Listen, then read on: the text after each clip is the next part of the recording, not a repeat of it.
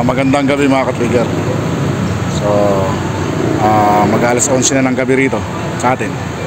Alas 11 ng gabi. Mag-ikot tayo mga ka-trigger. Kagabi hindi ako nakaikot gawa ng masamang pakiramdam ko. May trangkaso yung ka-trigger natin. So mag-ikot tayo mga ka-trigger. Alas 11 na ng gabi. Okay, punta natin yung mga tao doon. Ikutan natin yung mga pwesto nila. Sasamahan niyo ako mga ka-trigger.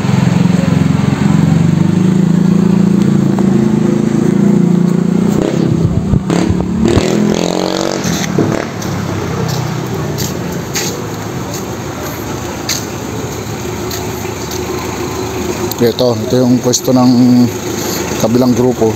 Pupuntahan natin. Ilan sila rito? Oh.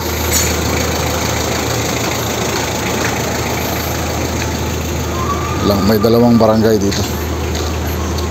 So nakatambay lang sila rito. Ayan, dalawa. So, sa area na yun.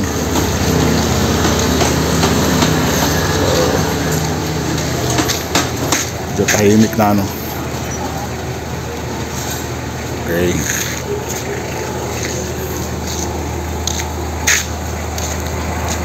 Wala si Ray? Boss? Okay. So lakad tayo doon mga trigger. Hindi na ako dumaan doon sa Eskinita kasi maputik. So dito ako sa main road ng lugar namin. So may Adarna. Madilim na talaga. At wala naman mga tao. So pag may nakita tayo andito, matambay dito, sisitahin natin hanggat maaari.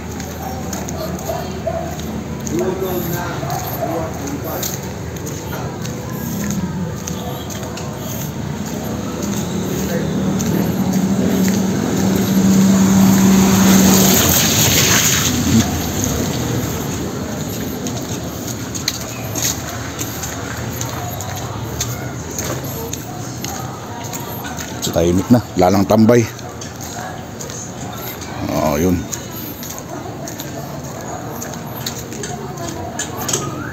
Okay. Ayos. Ito sila, nakandito yung mga tao. Ayun ang mga tambay rito yun. Ayun. Yung mga kasama natin andyan. Ha? Oh, problema dyan.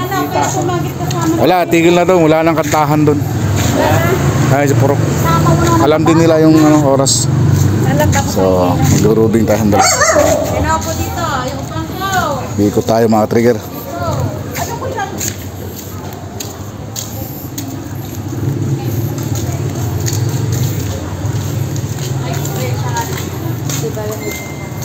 Okay, tahimik ng lugar.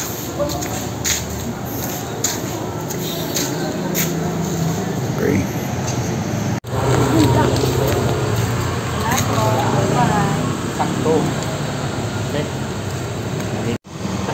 So okay mga trigger, alas 12 na ng gabi at medyo maambon-ambon na rito.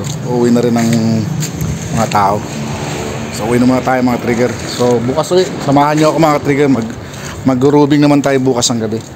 Sama natin yung isa kong kabady na si Edwin. Ayun. Ayun. So pauwi na kami.